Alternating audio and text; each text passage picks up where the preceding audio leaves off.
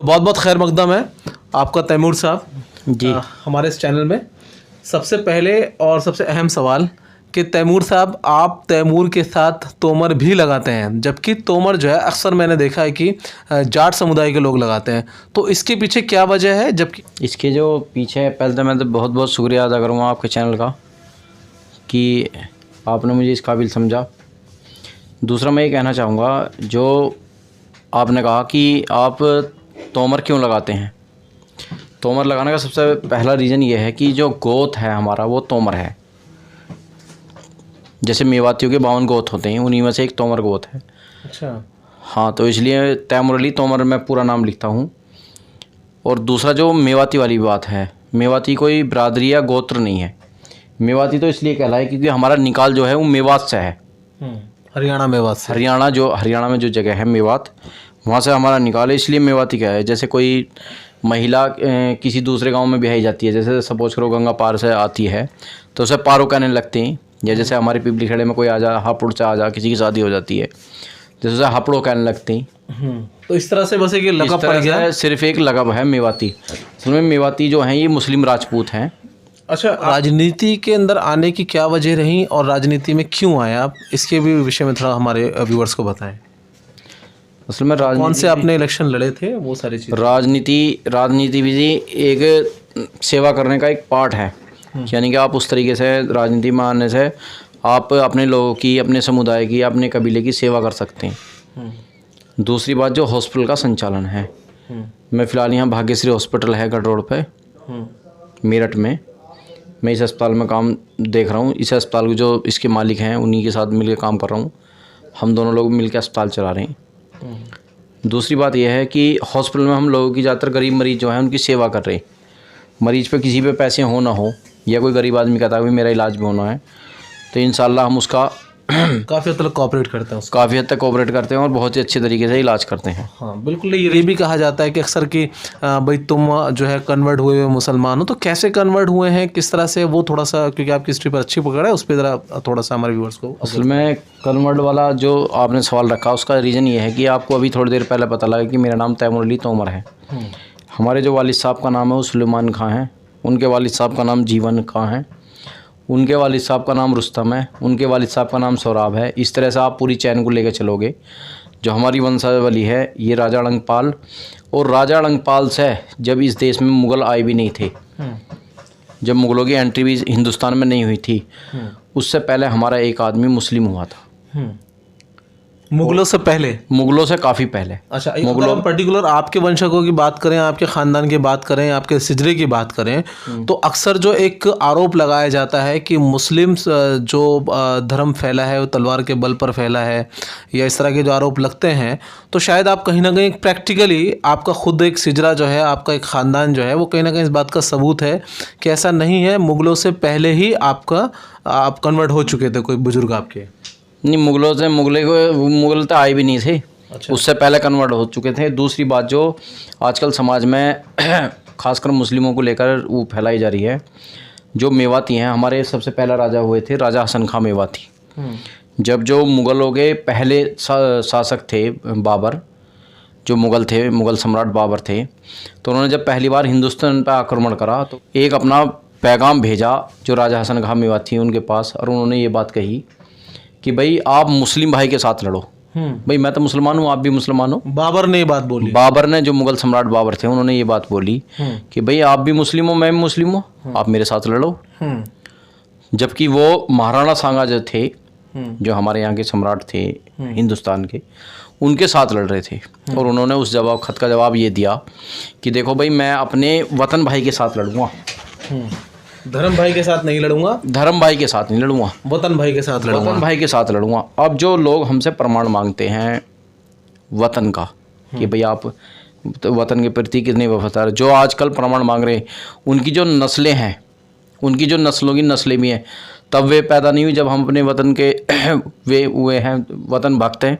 हाँ, वतन परस्त थे, वतन परस्त है हम तो उसी वक्त से देश की आज़ादी की लड़ाई में। अक्सर आप इतिहास उठा के देखो तो हर जगह हमारा नाम है।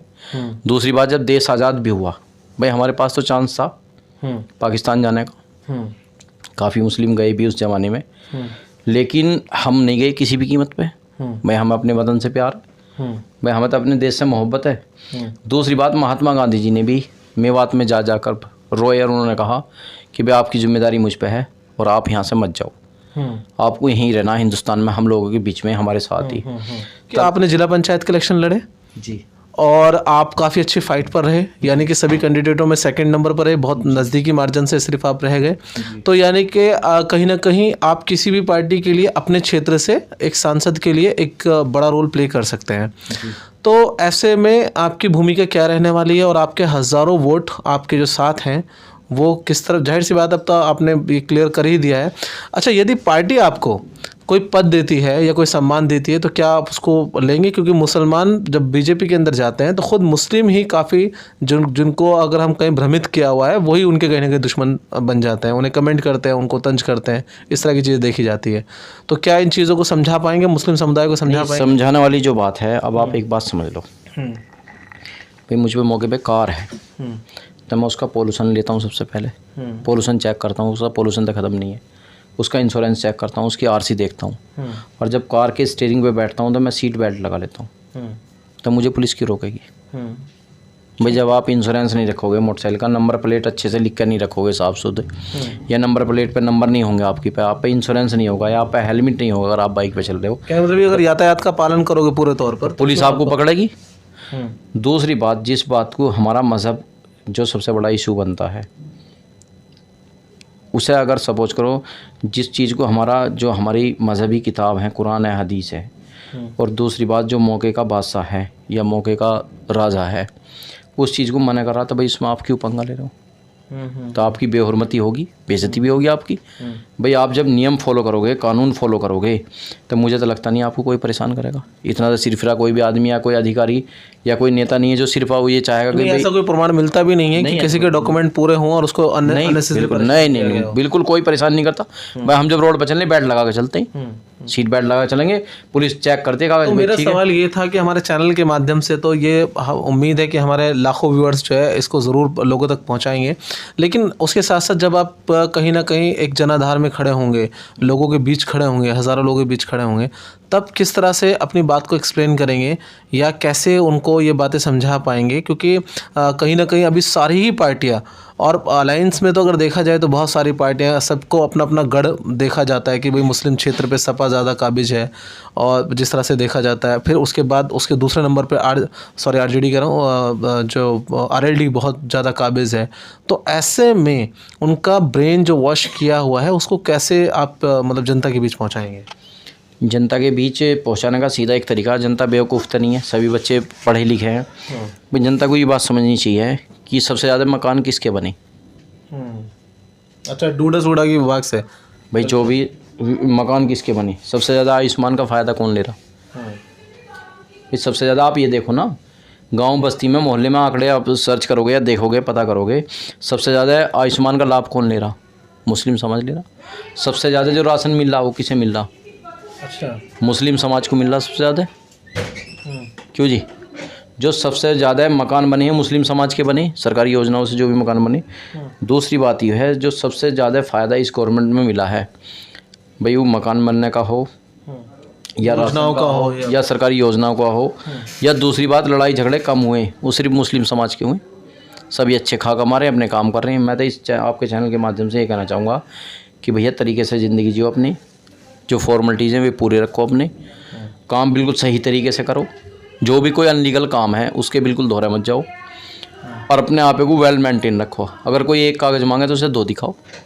चलिए, बहुत बढ़िया संदेश, बड़ा ज़बरदस्त संदेश, और बहुत मज़ा आया आपसे बात करके तैमूर साहब। देखिए, आपने देखा हिस्ट्री, राजनीतिक, कारोबारी, और किस तरह से इन्होंने जो है एक्सप्लेशंस दिया कि किस तरह से किस बात को लेकर भ्रमित नहीं होना है, क्या आपके लिए सही है, क्या गलत है, वो आप चुनने में अपना विवेक इस्तेमाल कर सकते हैं।